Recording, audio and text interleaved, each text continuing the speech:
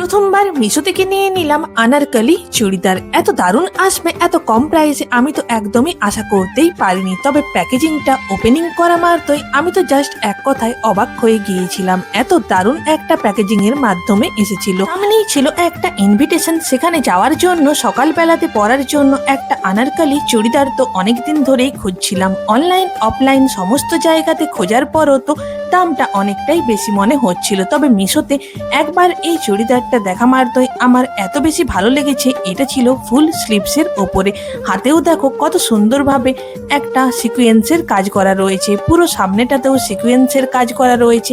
কালারটা ছিল বেবি পিঙ্কের ওপরে। এটার তো অনেক ধরনের কালার রয়েছে, তবে এই বেবি পিঙ্ক কালারটা দেখে তো আমার খুব মিষ্টি লেগেছে। চুড়িদারটা হাতে পাওয়ার পর এটা ওপেনিং করা মাত্রই আমার কালারটা এত বেশি পছন্দ হয়ে গেছে।